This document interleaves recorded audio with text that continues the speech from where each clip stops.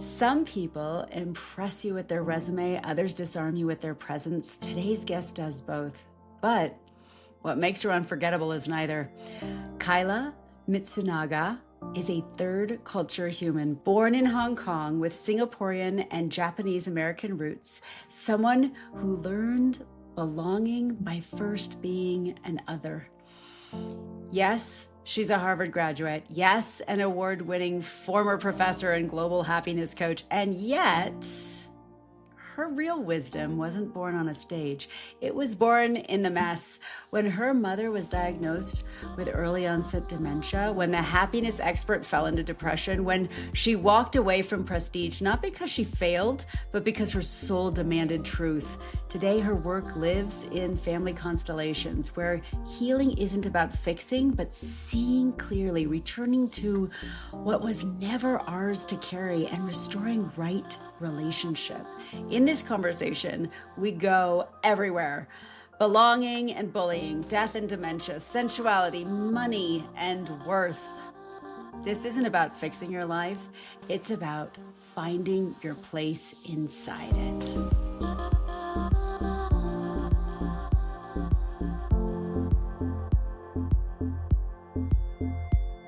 I just want to tell you how excited I am. We have been diving into some really deep pillars: death, illness, terrorist attacks, rape, murder, all the things that happen in life, sadly. And you know these very well. What I got really excited about is when I read about you and when our friend Christian had sent you over to me, I saw that you really hold all the pillars, right? You're willing to go, let's go death, let's go illness, let's go sensuality, let's go mothering of creation. So I am all ready if you are. Yay! Do it. Woo! Okay. So let's dive in. We're going to dive into all of them, but I think let's start with belonging because that's where all of us want to be, right? Tell me, I get the sense that you see that divine spark in people, that you I'm very curious when that started for you. At what age? When did you start seeing that spark in others? And I could be wrong, so correct me if I'm wrong. I've just met you. Yeah, I love this work of family constellations, which I'm sure we'll get into later because Absolutely. so much of it is about belonging. But for me, it started because I didn't belong. I'm a third culture kid. My mom's Singaporean, my dad's Japanese American. I was born and raised in Hong Kong. I went to British English schools because Hong Kong was a former British colony before 1997. And I had a British accent. And so um, I was bullied from elementary school to middle school to even most of my life as an adult, corporate bullying. I've experienced bullying all throughout my life. So I think when you get people who are really honed in on building community, making sure everyone is seen, belonging, right? It's because a lot of us didn't belong and we were ostracized, we were bullied, we were called names, we were, yeah, really far from it. And so we are able to see the people who are just coming into our circles for the first time and they're looking like really scared. And so we go to them and Yes. we meet them where they are. So yeah, but yep, tell me, what you yeah. I see you. Okay. So talk to me about, I want to know the bullying that happened as a child and as an adult. Now, as you wear Sally and I've been wearing wigs since I was 20. I love them. Are they corporate professional? No. Did I work in corporate? Yes. Did I still show up myself? Yes. So I just will say, I see you. Tell me about the bullying as a child. Tell me about how you had to stay in a box, I'm guessing, in corporate and why you left. Yeah, so the child bullying, yeah, it just started I don't have a lot of memory of it because I Mhm, think I mhm. blocked it out. But all I know is that my sister, who's 4 years older, had to come and like intervene and help out because this sixth grader was bullying me. I think I was like in first or second grade, so I was smaller. And yeah, I mean, it's a very raw topic and also weird because I don't remember a lot of it. And I don't know if I want to, or I mean, not because I'm ashamed or anything. I let the bully carry that shame. Um, but Ooh, let's repeat that. You let the bully carry that shame. You don't hold shame. There is no shame in your world. There's just your story. and I've got, one of the books that's underneath my laptop is, do you know David Bedrick and his work? He's going to be on our show. I love Oh, it. yay! Yeah, I have his book, The Yes, I love Unshaming it. Way. Shout out to David. I know, right? So yeah, I love his work, but I mean, I know we're going tangent. I think it'll come back. It will. My mother, she has dementia, so she's here and she's not here. She was a very harsh critic of me growing up, very verbally harsh. Um, and I also internalized a lot of that onto myself. So I wrote this piece, like as an adult, about internally bullying myself.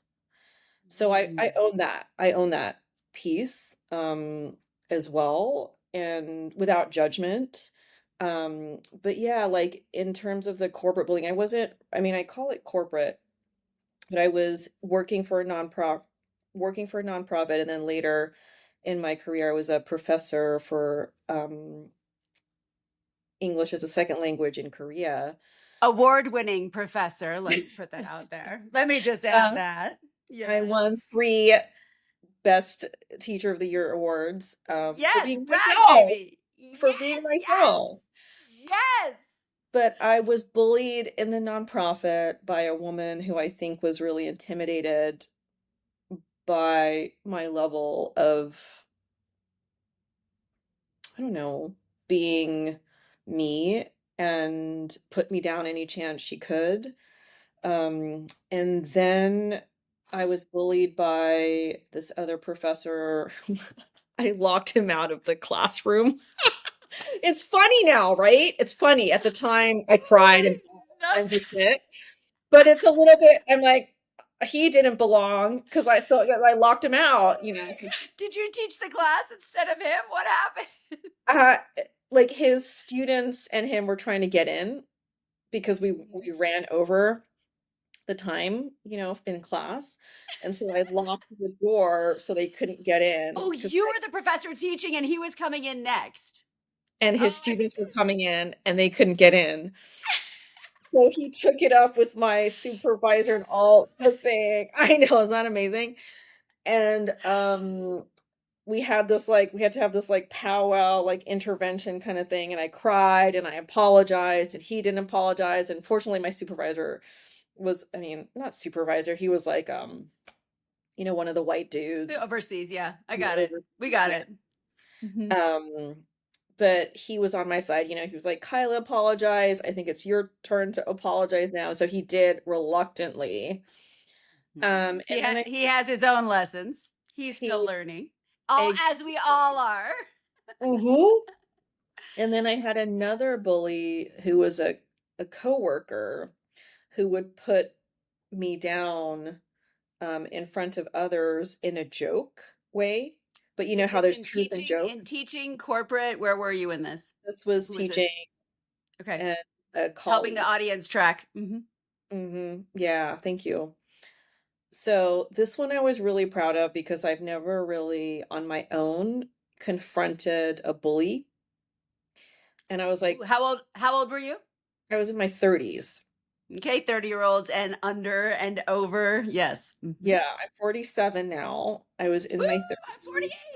Yay! Yay! Samesies almost. Perimenopause. I Oh. know. So Okay, fun. sorry, we're tangenting. Okay, we'll go I back to that know. later. Everything's a tangent, really. I know, isn't it?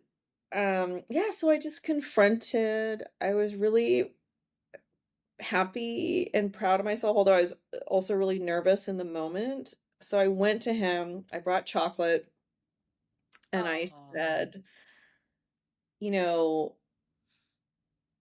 when you say XYZ in jokes and you put me down, I feel XYZ. And I know you have two daughters at home, and I know that you would not want them to feel that way ever. And he just was stunned, you know? Mm. And then I said, I know you would want your daughters to feel empowered when you speak to them, but when you speak to me in those jokes, I don't feel empowered at all. And so I just was like, speaking my truth. And he Raw apologized. truth. That is Yeah, raw truth, baby. And yeah. you brought him to a level where he could hear you. You weren't in high emotion where there's low reason. You were meeting him with fucking chocolate. Like, I mean, come on now. Like, that's an aphrodisiac. To me, you're using some of your eros, which we'll talk about, that sensual energy that's not Mm, always sexual. It's just, it's life giving. Here is some food. Here is some sweetness. Let mhm. me hit you with a raw truth. I love And that. wow. And it doesn't even hit you with a raw truth. That's even it's not that. He hit you with his whatever, his truths, but you invited him in. That's what you did. That's what I see. I also want to take us let's wrap this all up. So you were bullied as a child, you were bullied as an adult, you were bullied in by your mother in her in the best as she was doing the best she could as all of us are doing, Yep. but I'm sure she learned it through her own life and so she was passing it to you which then you self bullied. There was a lot of bully energy. And I want to take this home right back to our audience, to that person who feels like, oh my God, every aspect of my life I was bullied. What was it? How did you shift it? Is there a nugget that someone who is listening right now can go, let me take this and shift something in me because it feels like the world is bullying me? Why aren't you the victim, but actually the survivor of this? And not even survivor, you're vivacious and life giving. Tell us about that. Yeah, I mean, I think it's less about the bullying and it's more about not judging myself for what Mm, happened. And I think this will all tie together. So this is a constellation lens, but basically, if you get into family constellations work, what you realize is when we judge and criticize, I mean, that's also ourselves and others, we exclude them. When we exclude them, we can't acknowledge them. And when we can't acknowledge them, we can't heal them, or they cannot be healed in the system. And so that goes for us too. You don't want to judge and criticize yourself because then you're going to exclude yourself. right. Does that make sense? And so that was such a Totally. huge, huge, huge learning for me because you also want to acknowledge the bully, right? Go to the bully like what I did. I mean, I didn't realize this then, but what I did with my colleague and acknowledge all the stuff that he did, right? Mm. Because we have this tendency, it's totally understandable to be fight, flight, freeze, or fawn. Or I'm sure there's more F words to be added Oh, for we love that. efforts. Yeah, there's so many F words, right? And mostly it's like, fuck, That's right.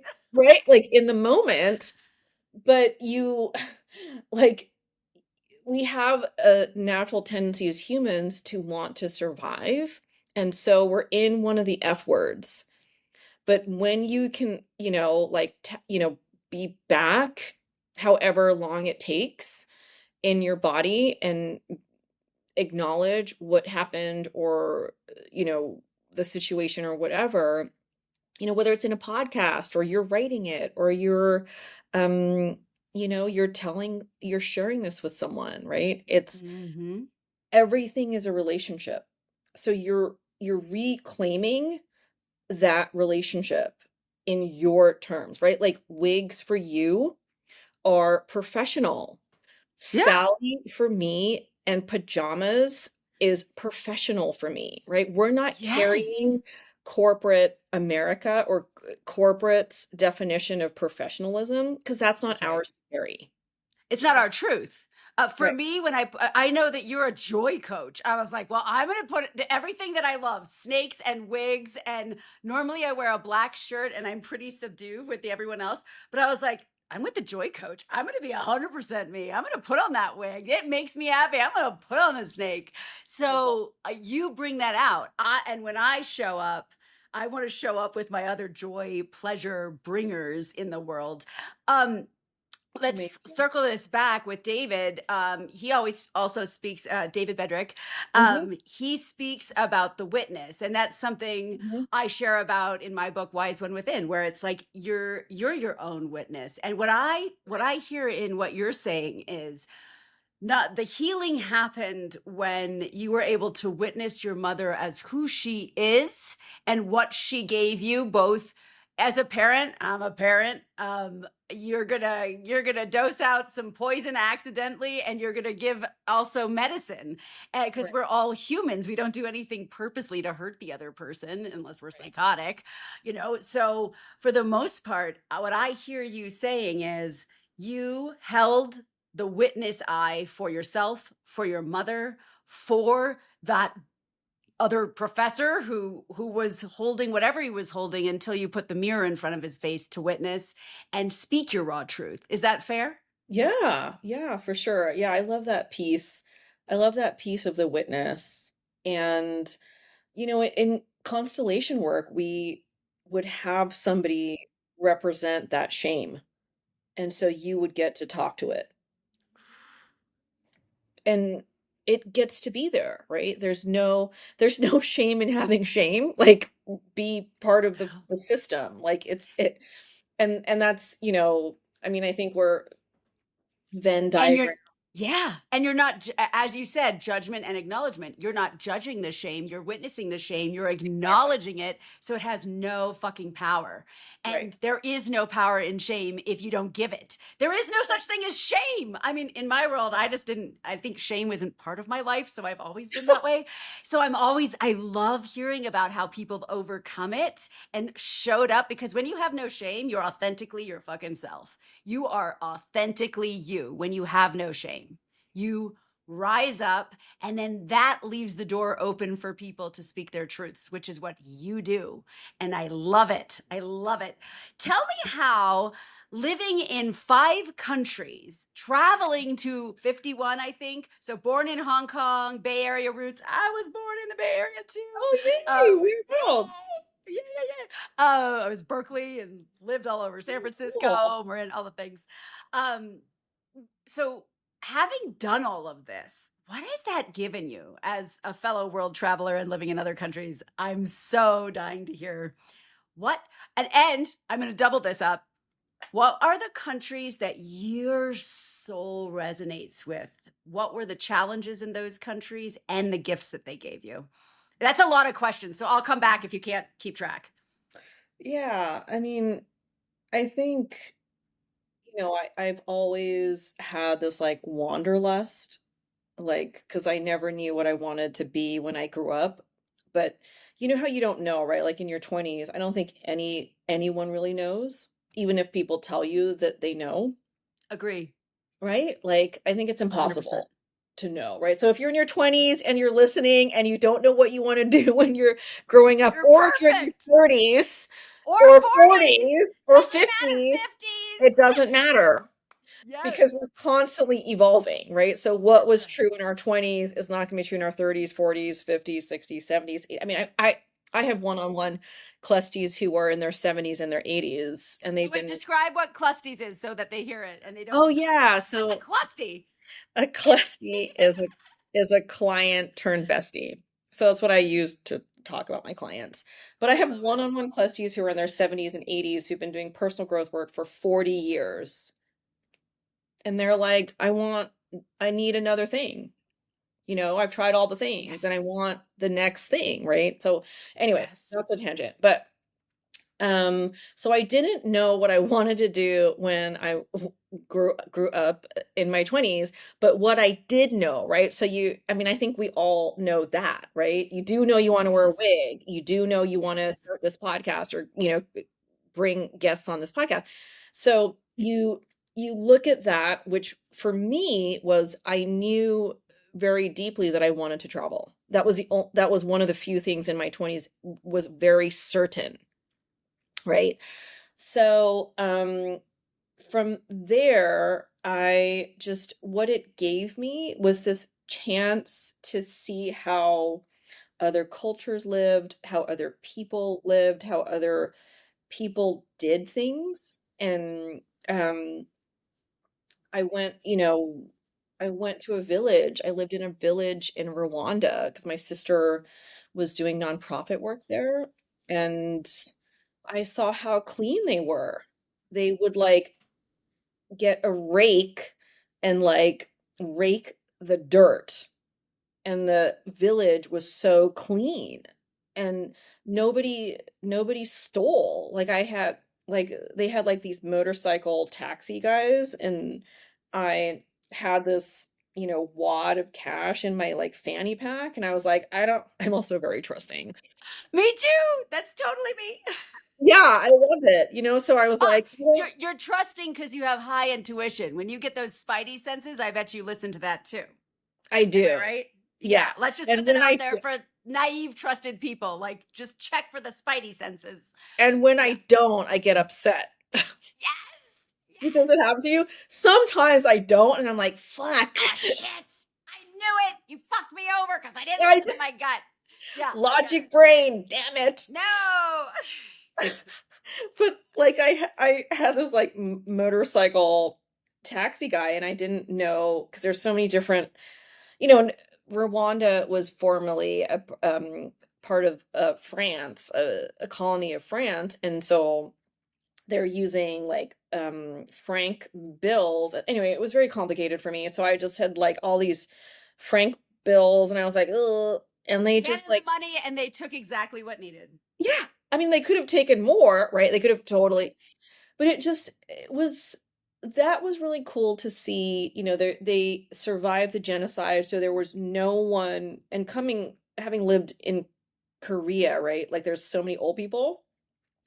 But in Rwanda, there was no one over the age of 45 to 50. And I was in my, All the elders and the wisdom. yeah, because they were That's a lot of, heartbreaking. you know, when you live in a developing country, you don't, I mean, if we didn't have the technology and the advances in our medicine here, we would probably be dead, right? I mean, 100%. 47, 48, this would be it for us, right? So that gives you a 100%. crazy perspective. Genocide survivors, like 1 million people were killed, and very, very recently, in the Yeah. 90s. And then, but I think this was the most profound, one of the more profound, like in Finland and here in Rwanda, where people, like kids, would point at me and say Mzungu, which means foreigner in their tribal language in Kinyarwandan, and they would point and say Mzungu. And so I had never in my life been that, speaking of belonging, that much Good, of an good. outsider and Yes. pointed out. Pointed out, but were you welcomed? Oh, that's a great question. I mean, I think I was welcomed in the sense that maybe they thought I had some expertise Mhm. because I was a Mzungu, but I don't know if we were needed. Ooh, tell us. Yes, having done tsunami relief work in India and having been in Amazing. multiple countries, I understand what you're saying. Um, was there almost that savior rescuer aspect to it. I don't know if that's part of it. Um, and how old were you? Because I know I was only in my 20s, didn't even know about that concept back then. All I wanted to do was come in and help do grief counseling. Um, yeah, talk to me. Yeah, so I'm calculating it right now on a piece of paper. I was 34. So I was in my Okay. 30s. Hmm. Um, I I would say, I mean, I'll give this example and let me think it through as I'm sharing the story, what the feeling was. But we were giving out Tom shoes, you know how Tom Oh yeah, shoes I know. buy Hmm. one, give one out free. So we are giving out these Tom shoes and everybody was lining up and I'm like, nobody, the sizes don't fit the kids, and here's why. So in Rwanda, they don't wear shoes, So and why are we giving shoes? we're not supposed to wear shoes, right? I mean, or our feet, right? Yeah, It- yeah. So so this is why people have bunions, right? Because their feet are crammed into too tight shoes. And you know, your toes are supposed to be like this, right? They're supposed to be splayed out. So their feet, it's not that their feet were wide per se, but because their feet had not been contained in a shoe, their toes were splayed out and didn't fit into the shoes. And then they're going to rub and they're going to bleed if they put their feet in these shoes because their feet are splayed out. Right. They're wider than the norm. Got it. Right. So if you were on the ground and not in a corporate office, you would know that and not Mm. necessarily send your Tom shoes and or make wider ones. Specifically for them. Mhm. Right? So it's like a Christmas present that you don't want. Does that make sense? God, I just have to share. Yeah, I had the experience where I wanted to give back to the village a year later that was we did tsunami relief for, and it was maybe a year or two later, and we wanted to bring a whole bunch of soccer balls and things like that. So was working with a whole bunch of people, and it was amazing. I worked with Nike. I had, been in corporate for a while, um and what was crazy is what I heard back was it was just chaos. It was chaos because not everybody got a ball. And it was this Yeah. like they were fine without all of this materialistic stuff. So, in wanting to do good, it's like they no, this might actually have been, and it wasn't it wasn't, we weren't trying to do this like to make Right. one person not have it, but you only have so many. So I got word back that it was really, really, they were excited, but if there's one person who doesn't get it, and it was almost like a hoarding mentality, Yes. and that was a powerful aha moment. And also, can I just share my oops back doing tsunami relief work? Of I course. re I remember because as parents, when you're mothering things into the world, whether it's a child or activity or creativity, you're gonna fuck things up. So sometimes you're gonna do that. And I was 28 at the time. I remember after the tsunami relief work that there were two villages, and one to the lay eye would look like they look the same to a lay person coming from the US, right? But one was a fisher village where they had money, they owned their land.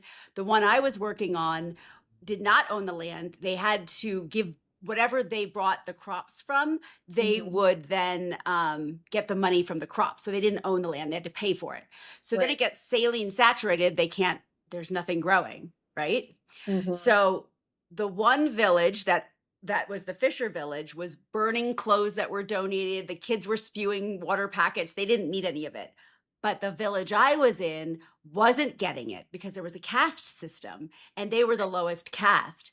So my oops was I took the French monk, me and a goat, and met with the government because my skin and his skin, and this is a whole, like, I look at this back and I'm like, God, you silly 28-year-old.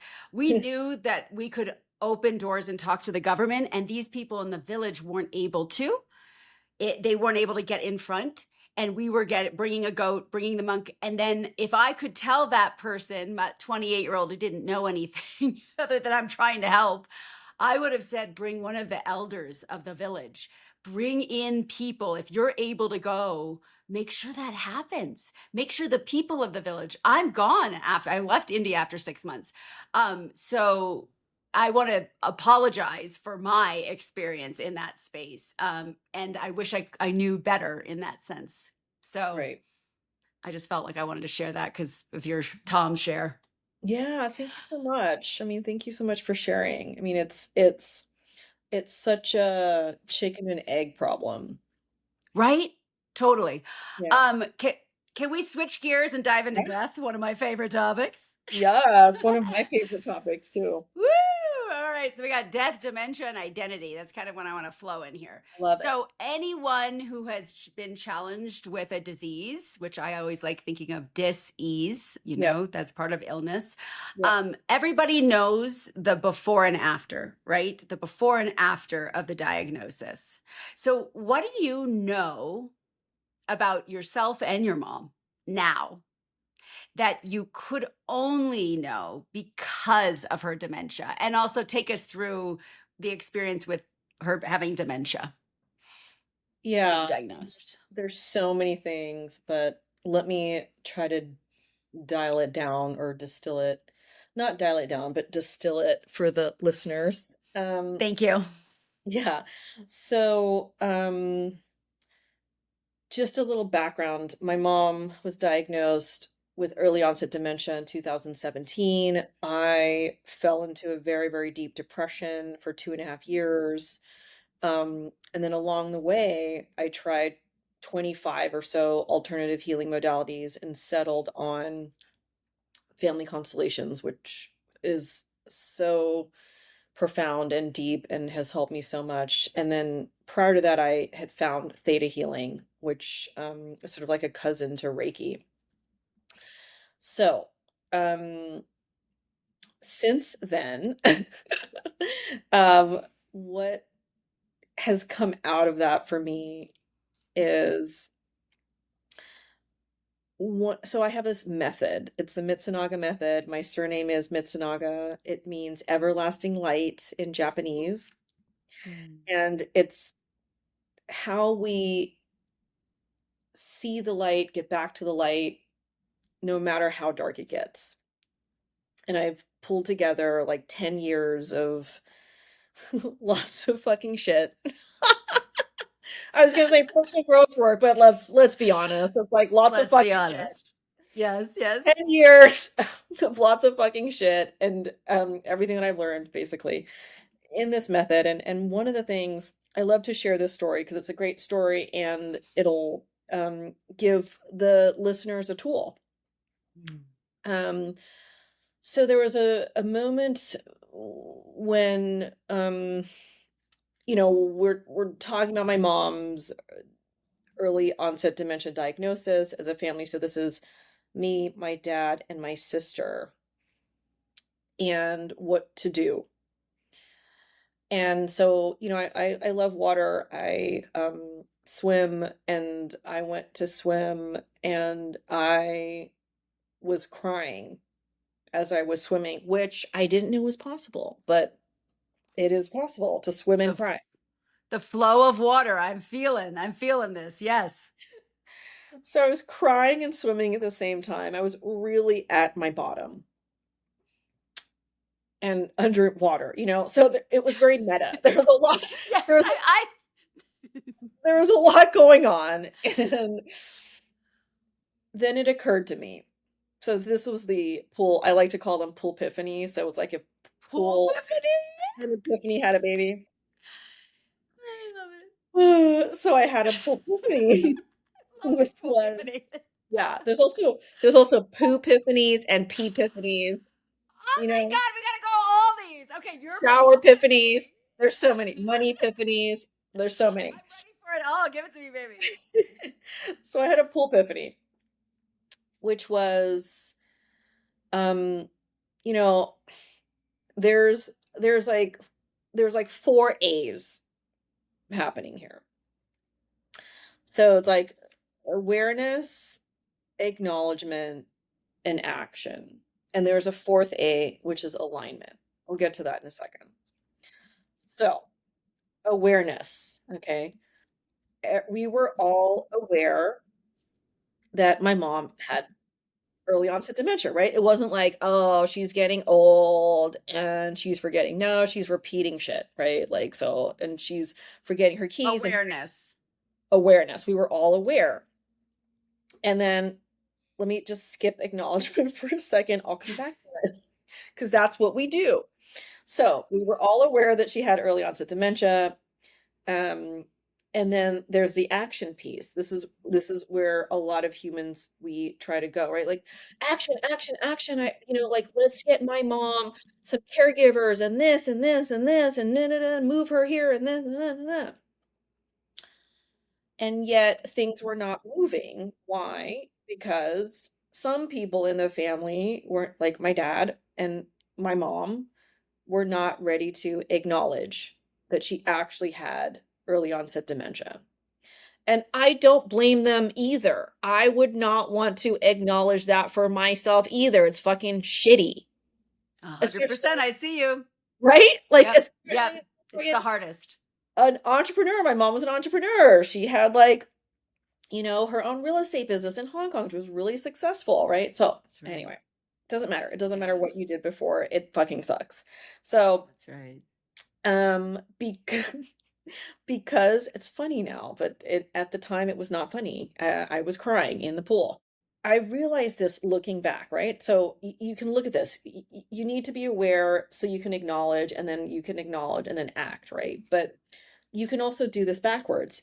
You cannot act on something you're not ready to acknowledge. You cannot acknowledge something you're not aware of, right? Yes. So here we are in this sitch. And then what is the fourth A? The fourth A is the most magical A that everybody Alignment, baby. alignment, congruency, right? Yes. So Yes. this is the way, this is the how, this is the Yes. right. And we were not in alignment at all as a family or energetically, spiritually, all the things. And so this became my triple A method. This became the foundation of what I teach on retreat, what I'll be teaching in my certification program next year, the foundation for life, growth, everything. And ironically, it would not have happened had my mom not had this early onset dementia. And yes, the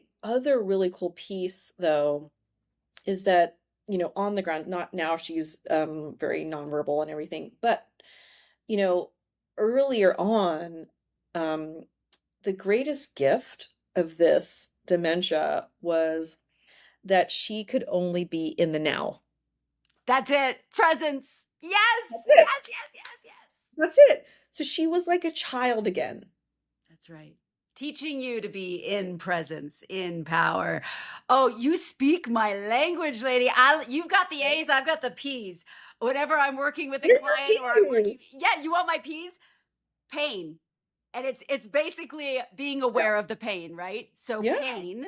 Yeah. Move to presence, which is your acknowledgement, you presence with it, you get with it, and then the possibilities, the alignment happens. I see you. It's death as a catalyst, and death isn't always of the body. It's also of the abilities, your physical abilities, your mental abilities, your death of a relationship, your death of a child. No, I work with dying children for 10 years. So like there's so many deaths that can happen. And then if they're not acknowledged, just like you're speaking about, they're going to eat away at you. They're going to be that professor who spews judgmental jokes at you until somebody sits with them with chocolate and sits with raw truth. No high emotion, just straight truth. And then people are seeing it. You are medicine. I fucking love this. Can we go to our next question? Yes. I forgot. Was there another question? Did I miss it? I don't even know. We're just going to go. We're just going to keep going. This is so fun. I love it. You already talked about presence. Is there anything else of like, what does dementia teach us about identity, control, illusion of fixing things? Tell me, what is dementia? You are deep in this world. Your mom is no longer speaking, which, by the way, I want to put a plug for anyone dealing with this type of where people are not all there, where they can't speak the way they used to. They're speaking in other forms. BJ Miller, Dr. BJ Miller has an amazing talk on awaken.org on working with the dying, a hospice doctor, and Oh, being he's present. amazing. Oh, you know of him. Oh my gosh. Yeah, Okay, great. he's amazing, I and his love his talk story is amazing. and his story. We'll hopefully get him on this thing. But we're gonna Yeah, go back to get him you. on. I don't wanted to name drop here. For all those working with someone they love and they're trying to figure Yeah. out, how do I do this? Okay, so the question was, what does dementia teach us about identity, control, illusion of fixing things, or anything else that it's taught you? I'm putting words in your mouth potentially, so forgive me. I think I'm gonna answer this in a roundabout way, and it may answer and remind me if I don't. Tangent girls. Yeah. Ladies. Girl, ladies. So I think for me, um, dementia, I think there's two things. One is, when like hard shit happens, and people are like, "Oh, it happens to you," right? And then they're like, "No, it happens for you." And then All they're that like, stuff. "No, Yeah. it happens through you," right? Like all the All the prepositions, things. Yeah. all the prepositions, right? Almost noise sometimes. It needs to just be with the person. Yeah. Right. I think as we go and we grow through the layers, right? This is happening to me. Why me, right? The victimhood to like it's happening for me. What are the lessons? And then it's happening through me, right? What like the sort of when you transcend, right? I think it's a beautiful reminder to not um suffer. So my mom was really good at holding grudges. So, you're always then in the past, right? And then you're rehashing that and you're suffering, right? That person said that one thing to me in 19 whatever 90s and now I'm fucking pissed and so I'm never going to talk to them again, Mhm. right? Or worrying about the future. I mean, this is not just her, this is everybody and people, especially my parents' generation who just didn't have access or awareness, the first A of personal growth work, right? So they also inherited it from their parents and their parents' parents, right? And so on and so forth. No fault of their own. No Yes. fault, right? It's No just blame. is. Yeah. It just is. And so when you're in that constant, like this is very Buddhist, right? You're in this, okay, you're in the past or you're in the future, you're suffering. You're just suffering. So true. And right? So dementia brings you here, whether you like it or not. You can literally, figuratively, you can only remember this like right now. And I think I for so long, like seeing my mom in the early stages was really such a beautiful reminder to me to not hold the grudges and be in the past and to not worry about the future, but really be here. And then I think in terms of um w- what dementia really helped me with is being in my proper place. And this is a constellations concept, but being in my proper place with my mother. So in the early stages, and I think even before the diagnosis, I was my mother's mother after my grandmother passed. I was my Mm-hmm. mother's husband because their relationship was fraught. I was my mother's eldest daughter because their relationship, my sister and her relationship was fraught. I was my mother's friends because they stopped hanging out with her. She's sort of a difficult person. And I was all of those roles except for her youngest daughter. And no wonder I Wow. was in so much pain and suffering. Speaking of pain, I was very much in pain looking back. Were hindsight's you all also physically, were you physically in pain and mentally? Because we know you had depression, but were you physically? no, Because oftentimes people have that. no, thank God. Knock on wood. Thank God. I'm so Thank grateful for God. you on that Thank one. God. Yeah. I mean, I was also moving, right? Like I was also swimming a lot. I mean, fortunately, I had the Ah, the awareness water. The to water. move my body and Yes. like I'm the type of person, I mean, I'm very bougie. I'm a Taurus, so I'm very good at treating myself. So I would do something really hard, like have some confrontation and then be like, okay, I gotta go to a five star resort in like Cambodia now, so I So what I love Cambodia. That's one of my favorite places. oh, Oh, amazing. I love Cambodia. So what I'm Amazing. hearing you say is, and this also is really important for those who are holding a lot for somebody, that you are taking care of your physical vessel, even if you don't have money to go to a five-star hotel. Yeah. Like it doesn't matter. You are paying attention, moving your body, taking care of your body, because every one of us has been in a moment, especially if you're getting older in your 40s, where you were holding a lot. So I just want to acknowledge what you were doing for your body so that your spirit could continue. I have so many things I want to cover. Can we keep moving? I want to Yes. end this. I want to end this with death to move to money, and then because I think these are just like I go taboo topics. Let's do it. So you had said that death wasn't talked about when you were growing up. And you also said that money wasn't talked about, even though didn't your dad work for Bank of America? So, Yep. so what do you, I'm going to transition over to money, baby. So, what do Let's you do know about death now that you wish people would know sooner? And then we're going to next learn about money, honey. Yeah, I think I can summarize it very quickly for folks. Death. You do not need to carry the dead person's fate. You just carry your own fate. Why? We often unconsciously we have loyalty to the dead, especially if they're close, right? In this life, when they're in the earthly realm, we unconsciously pick up dis-ease to follow them into death. So we get to work on that in this life. Carry the only thing that we can carry is our own fate and not the fate of the dead. Yes, don't carry it. There's also generational trauma Yeah. that people don't even touch on, or Mhm. just even the closest, the people that you've known. So I also hear that in what you're saying. Is there anything else you want to go there before we dive into the what you've learned on money too?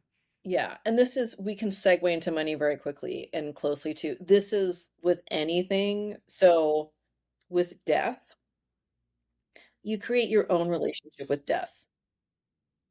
So not your parents' definition, not your grandparents' definition, not society's definition. You create your own relationship with death and you get to co-create that relationship with death. So this is you, this is death. And this is the same for money. We can transition to money. This is the same for sex. This is the same for money. This is the same for sexuality, sensuality, any other illness, dis-ease, all the taboo topics. Bring it. Why are they taboo? Because the Asian culture or the whomever conservative patriarch in your family said that they were taboo. You were carrying their definition of sex, money, death, illness, whatever. They That's will not all your set you story. free. Yes, they will Exactly. all set you free too Yeah. when you fully look at them with your raw truths. Yeah. And Yes. I don't show up the same way as, you know, like uh a woman who's like, "Look at me, I'm with my bikini and da da da da da. I'm sensual and da da da." I'm not putting her down either. I'm not here to do that to I other see you. women. I see you. That's her definition of sensuality and da da da da da da. That's not mine, and I get to I get to create and claim my own Yes. relationship with sensuality. Same with money. Ooh. Does that Ooh, make sense? let's yes, let's just drop into sensuality because that's so fun, and then we'll go to money. You've Yeah. already teed this up.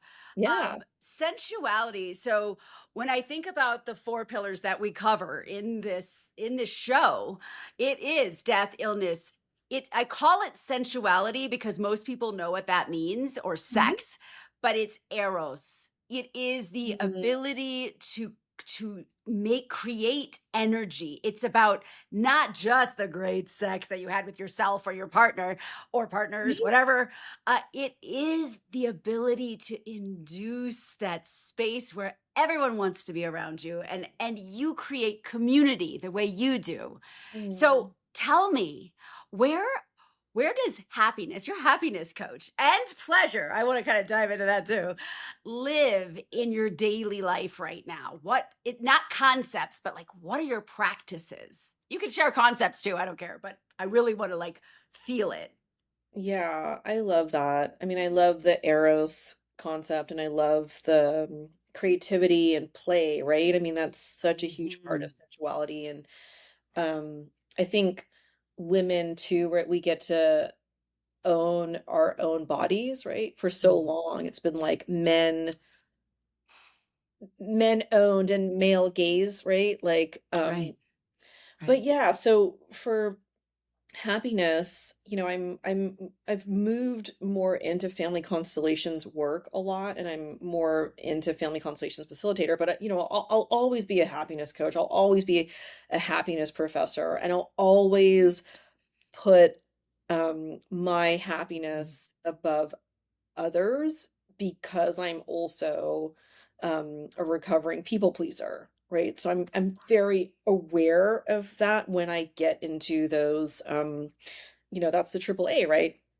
I'm aware of that. So, I do work to acknowledge that and then I act on it, right? So I'm swimming, I start my mornings generally swimming or walking, doing like a 10K um walk, moving my body.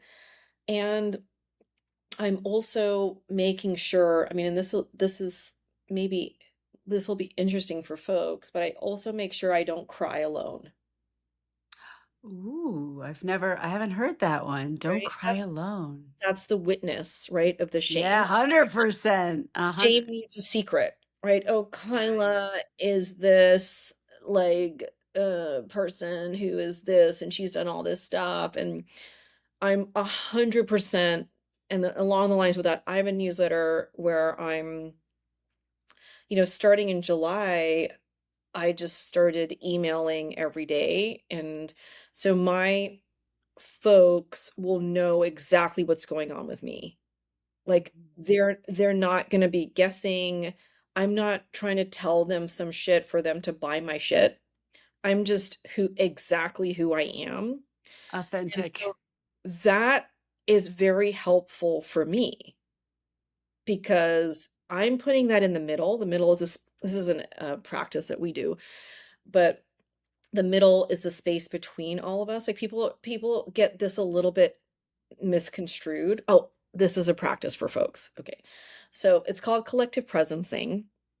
And what it is people have a misunderstanding about those of us in the healing world, right? They're like, "Oh, like you hold a lot of space. What do you do, to like, make sure you're okay?" Mhm. And it's like, "Yeah, we're holding space, but we're not holding your shit. That doesn't behoove me or you or anybody in the space." Who is holding it? The middle. The middle is a space between all of us that's much, much bigger and can take it. Now, how do we use this in practice? You put exactly how you are in the middle. This is not the situation of like, oh, I don't want you to be burdened by my problems. No, the other person is not being burdened. The middle is. And the middle is Mm. a space that can be burdened, can take it. And then once you put it in the middle, you can be you'll love this, it's a P. You can be more present with the other person, right? How do we Yes. use this Eh, exactly? Yeah, go ahead. And also not as a people pleaser or someone my immune system's attacked literally everything feels like it. Don't take it onto your body. What I'm hearing is if Yes. you allow the middle. Can I also chime in, because I feel Yes. like this middle piece is so, this actually dropped just recently. I've been a part of a beautiful, shout out to Mina Lee, Chinese tea ceremony on the equinox every, like, for the last few years.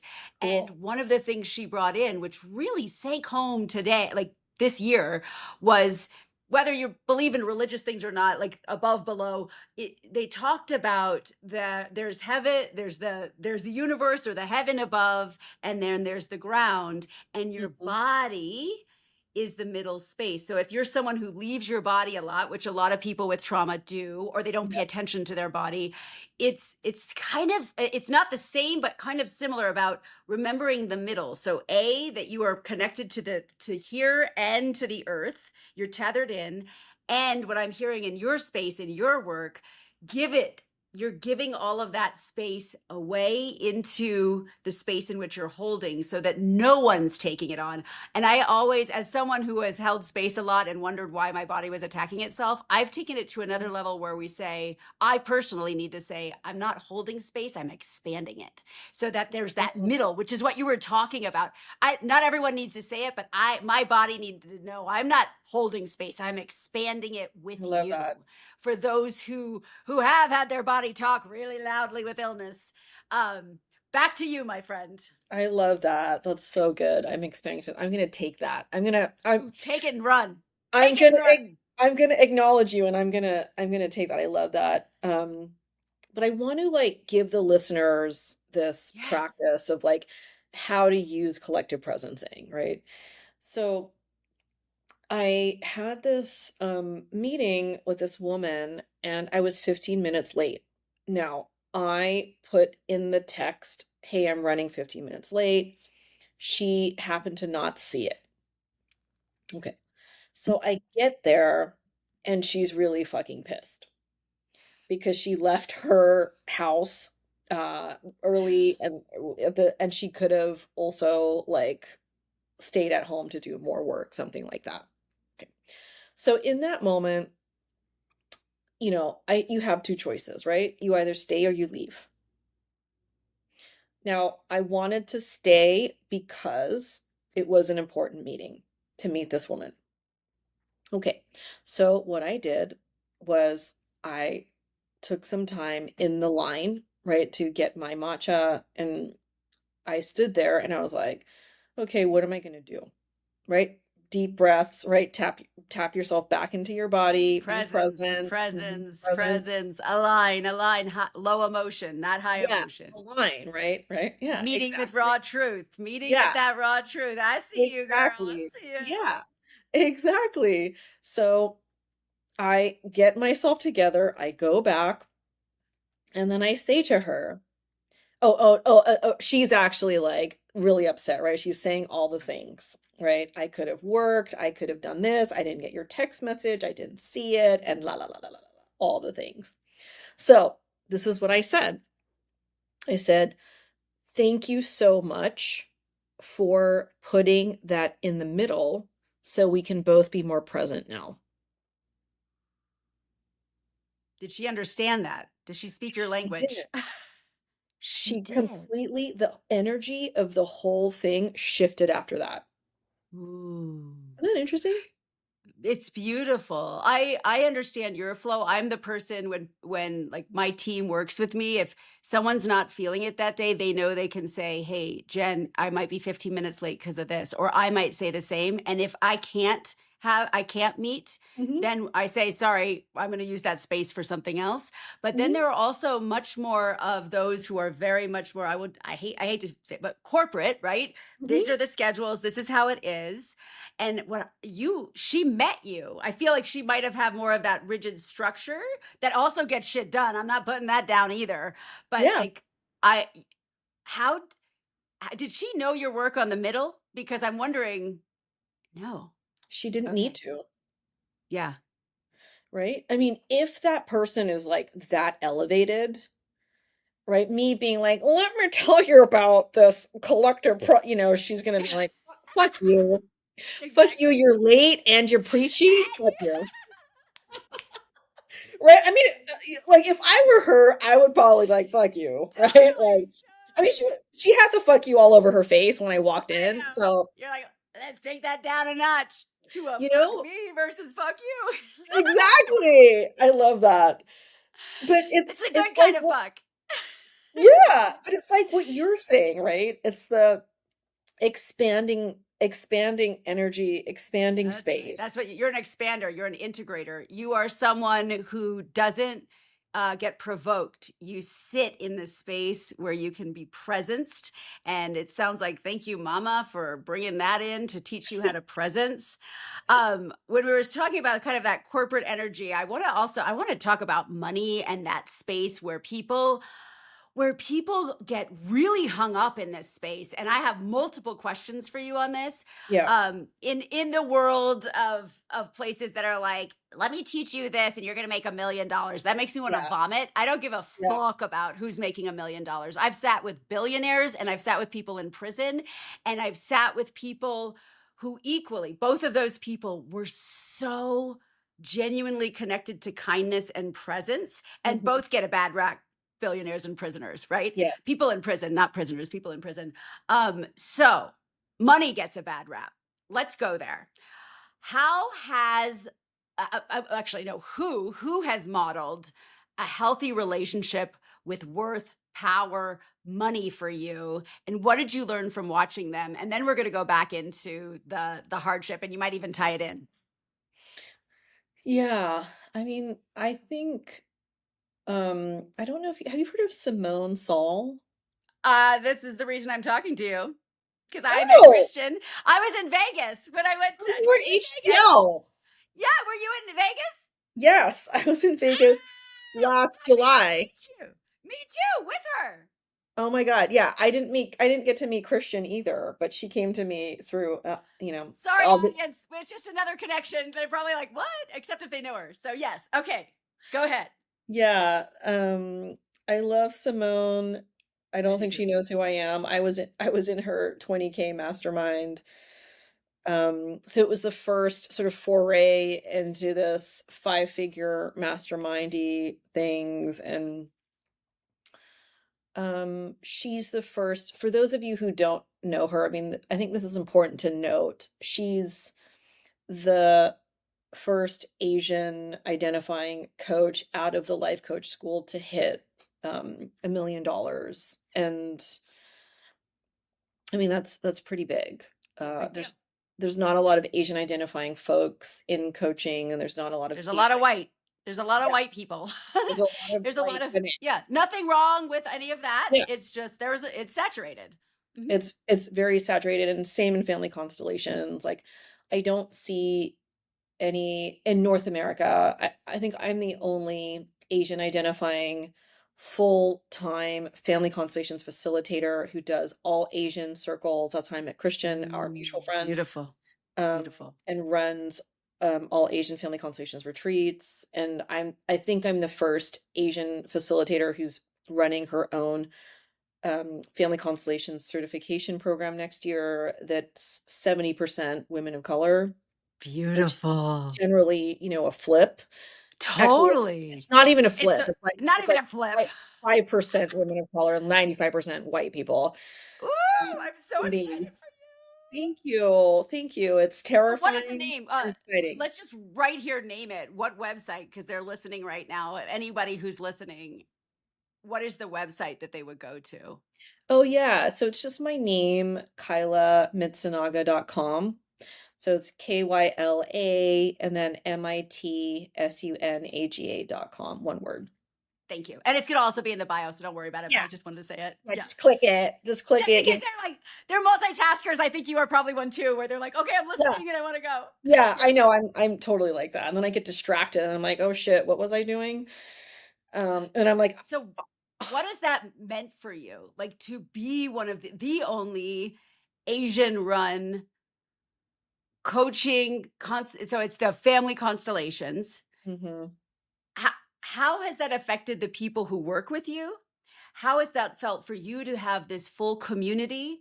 Also for anybody who isn't Asian and is like, "Oh my god, I love her." Do are there spaces for them to pop in occasionally? So share There about are. that too. Because I love you. I love you Yeah, already. no. No, there's space. I mean, generally I work with Asian humans and our allies. So if you're an ally, you're welcome to come. I also run monthly free constellation circles online. So one for all Asian and then one for open to all. So feel free to come to those. Um, but what has it meant? I mean, let's tie this also to money, right? So thanks to constellation work, I also was able to 3x my revenue this year. So I previously had hit 50K ceilings, and this year I've hit 150, which is my first That's huge. six-figure year. And I don't know any other family constellations facilitators that is out with their revenue in public. I don't know a lot of family constellations facilitators who openly talk about marketing and um market themselves without shame. Right. The sleazy marketing. This is not you. This is like, yeah, this is just Yeah, you being you. but they're not doing sleazy marketing, but they feel Feel that it. marketing is sleazy, Yes. right? And I'm not about that. So what does it meant? Let me just dial in and talk about showing up in the messiness of my online all Asian and open to all containers. I show up there like this. So I'm wearing my PJs and a yellow Sally. furry Sally emotional support headband. And I put in the middle, I'm fucking terrified. I'm running my first certification program next year and I'm Asian. And Woo! 12 people signed up. Beautiful. Right? So it's very meta. And we have people represent money in the field. We have people sharing about their money goals openly. And maybe this was not modeled for us ever in our families, even if our dad worked for a bank. Totally. People don't talk sex, death, money often aren't talked about. I literally and it's so important. Can I ask you to talk to two specific people because I see this in my space and work too. So and I'm guessing you will get this too. Kind of the overgivers. So here's the first person. So, and these are people I also have seen too. So I'm very curious your perspective. Okay. Someone who is supported by their partner, but they feel guilty asking for what they're worth because collectively they have enough for the family. But secretly they want to make more than their partner so they can give money away, but they don't charge properly for what they do because they already have enough. So energetically it doesn't make sense. Number 2, the other person that I've seen, someone who's unsupported, struggling to charge properly, but have amazing gifts, but they are that ultimate giver and they attract everybody who is also themselves, but they want to be able to help them, but they're not charging. So you've got two very different people with the same commonality, the giver and the unfairness about the world. We want to give to the people who don't have more than those who have, when there's actually, I'm sure you know as well, the people who have a lot wealth monetarily often are missing the deep wealth, and those who have 100%. we have someone who's written a whole book on that coming on. You'll love her. And Amazing. and then the people who have actually extraordinary amount of wealth, but maybe not financially. Talk to me about these two people and how you've worked with them. Yeah. It's so interesting because I literally had this conversation with one of my 81-year-old one-on-one clusties who's 40 years in the field and I love undercharging. it. Yes, I love it. So let's talk about number one, the folks Okay. number one, the spouse. They don't want to make more than the spouse and da da da da da, the partner. I don't know. Is that the PC term for Oh, I don't even, I'm not really very PC, so Okay, whatever. So whatever. so they have enough money as a unit, but Yeah, they are not wanting to charge what they really need to charge, because and they no. actually want to give away a lot of money, but they feel guilty because they already have enough, quote, enough, even though we want the people who want to give it away to have the money. Talk to me about them, and then we'll go to the next person. Okay. So first we need to change the word charge. Ooh, I like it. Okay. The word charge is very charged. Right? I can't charge that. I ca- that, right? I'm sure you hear that too. I can't charge that. Yeah. Yeah. They can't charge that. They're charging that. Da da da da da da da da da, right? The language is so important for the brain. Then your brain stops. Fight, flight, freeze, fawn. Fawn. This is very common here. Fawn. Okay, I'll give you the discount, right? So we need to change the word charge to what I value my services at. Because all money is simply a complicated brain says no, right? So we're making this very simple for me, for you, for all the not, I'm not saying that we're stupid. I'm just saying Just that, occasionally. yeah, and sometimes we are, and that gets to be there because we're human. I'm saying Oh my God, we're we're so human. human. A complicated brain says no. Okay. So all money is, everyone is what Energy. energy and what people, a tool to express what we value. Okay. So when we are using the word charge, it because it's charged, you can simply say, this is what I value my services at, right? Okay. Does that make sense? It does. Okay, so the people who are number one, my spouse, my partner, whatever the PC term is, as a unit, we are fine. Da da da da da da da. Okay, you make a The decision. fairness, right? The fairness of the world. Why should I charge more when there's people who can't afford it? And yeah, You make a decision. This is desire. This is another Mitsunaga method. 3Ds. You have a desire over here. You have your dreams over here. Over here, it's a fucking miserable maybe. It's a drop. It's a fucking it's a fucking hole and it's very fucking deep and everybody lives here. 99% of the population lives here and they're miserable. Misery loves company. Fucking miserable yes, down here. Desires, yes. cliff. Dreams, cliff. Okay? Okay. People want to go from desires to dreams, but they fall down. They fall down. That's totally fine. The way to get out of here is the third D, which is decision. Decision. Mm. Okay, you make a decision, which is if you do not want to not charge, value your services at whatever, you create a 501c3, not an LLC. You Ooh. create a nonprofit. Okay, you make a decision. You create a nonprofit, then you can at least get donations. And people can get the tax write off and la la la la la. You do not create an LLC and again make yourself suffer with all the thoughts. Okay. Mm. Now, the main thing to look out for the people who are number one, their spouses make enough, da da da da, is you do not want to be in your spouse's, in your partner's wallet.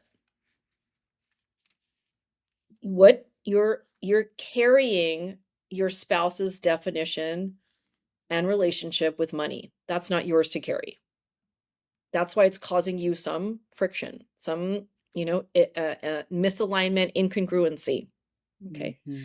And that's the same for the number two people. Same thing. Your unsupported spouse, you're also in that person's, you're carrying your spouse's money story and the Mhm. reason why they are unsupportive, right? And Mhm. okay, the people don't support me, my family doesn't support me.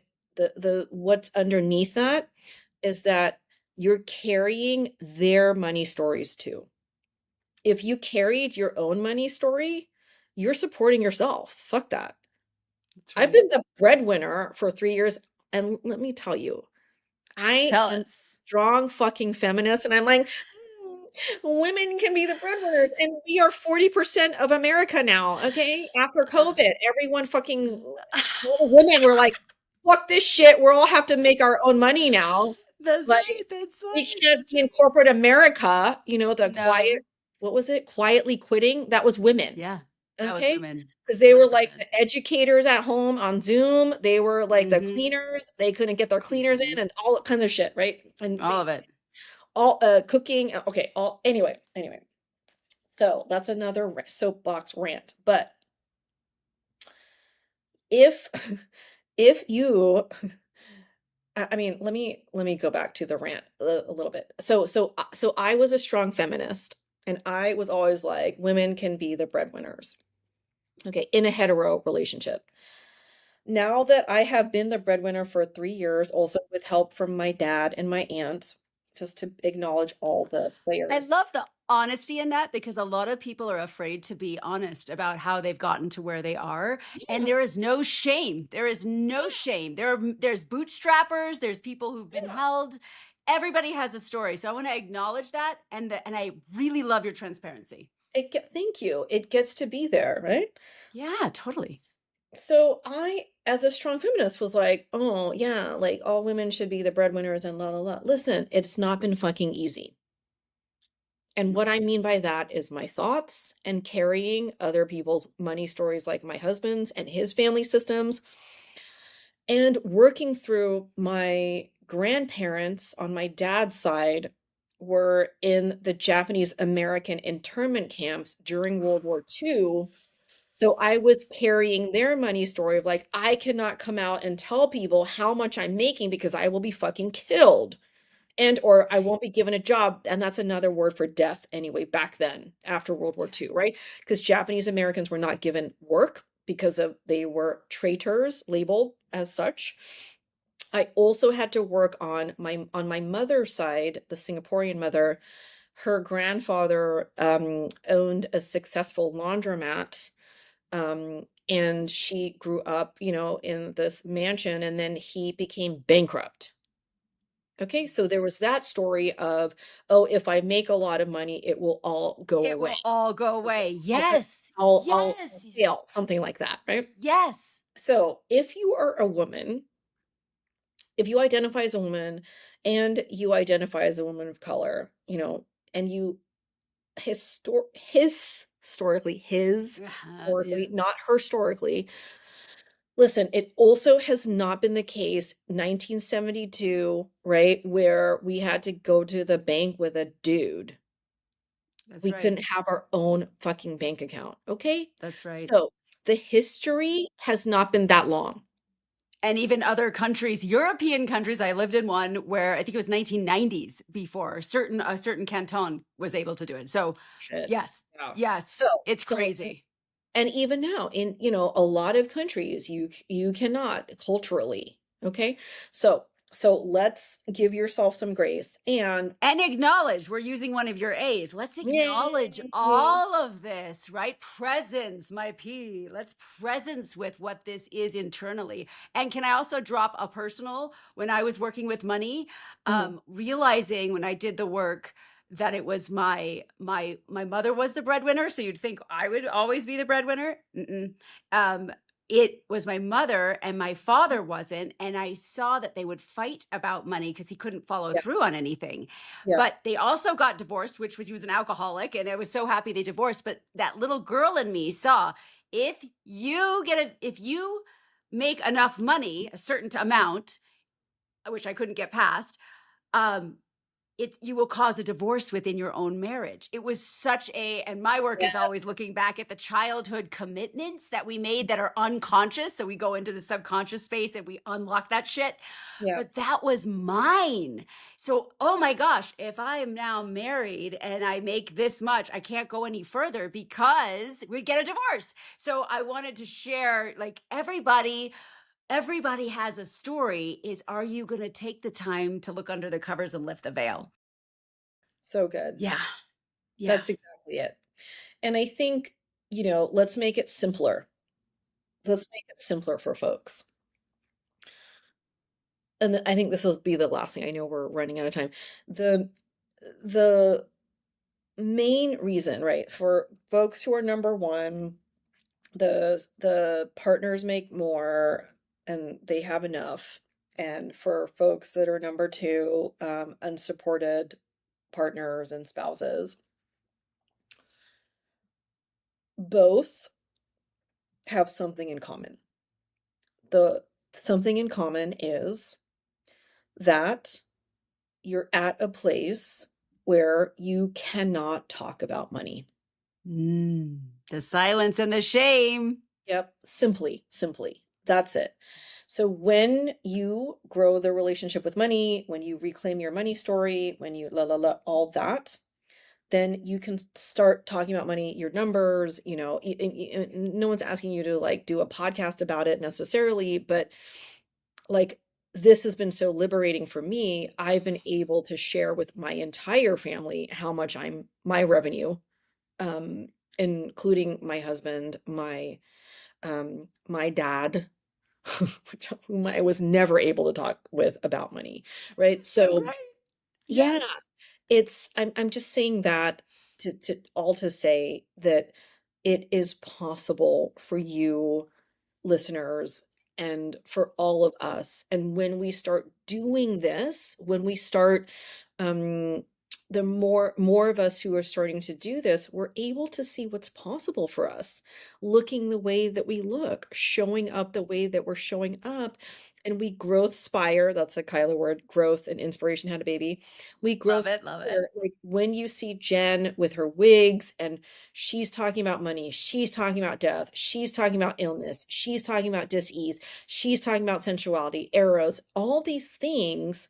You're able to see what's possible for you. And there's so much magic and possibility. And we fucking need more of that in 2025. We fucking need more. Bring it. You don't waste your pain, you use it. Girl. Woo! I love it. At the very end, have loved all of this. We have hit every single pillar, which really turns me on. So at the very end, every guest passes on a seed of wisdom. So we're building this wisdom tree. It can be sassy, it can be deep, it can be whatever the hell you want to share. So I am going to pass on. We had a very sassy and creative person before you. So this is her wisdom to you. And then I want you just to receive it. So here we go. Are you ready? Yes. It's not your fault that you fucked up, but it's your fault if you stay fucked up. Life is going to break you in ways you didn't ask for.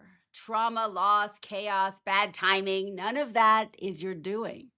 But the moment you see how it shaped you, the responsibility shifts. You don't get to live in your wounds forever, staying stuck, numbing out, or wearing your pain like an identity keeps it in control. Doing the work, how you take your power back, when you face your shit instead of running from it, that pain stops being dead weight and starts becoming fuel. That's how you turn damage into depth. And that's how you don't waste your pain. You two would love each other, by the way. That is for you. I hope you receive it. And we're having another guest who you will absolutely love. Is there any wisdom that's come through you through this conversation that you would like to pass on? Yeah, I have a Kyla quote. Love it. It's whatever doesn't serve you is not yours to carry. Give that shit back. Woo! I'm feeling it. This was so fun. I love us together. This is the I first love time we're us in a week. too. So I'm so excited to be like fully me with you, holding space, expanding space. Anything else you want to tell us coming up? Share whatever you would like that you would like the audience to know. And all of it is, we're going to have it in your bio and all that too. So don't worry if it's not all said. Yeah, I think Next year, I'm running 2 year-long programs. One is my cert. That's in 2026? Yeah, You're running a January. Yeah, January to December 2026, and I'm running BAM, my business and money mastermind, also in 2026, where we get to literally and figuratively meet our 2026 money goals. I So, like it. I like it. see you inside. I love it. Oh, Don't stop what you're doing. We can keep this going for life. For life. what I love most about this conversation is this. Kyla doesn't rescue. She doesn't fix. She doesn't perform healing. She creates space and trusts your wisdom to meet you there. Whether she's talking about dementia, money, shame, sensuality, leadership, the message is the same. Nothing needs to be bypassed. Nothing needs to be judged. And nothing that doesn't belong to you needs to be carried any longer. This conversation reminds us of something simple and radical. No one needs to cry alone. Nothing has to be held in isolation. Healing happens when there is a witness, someone willing to see without trying to change. And maybe that's the deepest medicine of all, to stop holding everything alone, to place it in the middle, and to let presence, not pressure, do the work.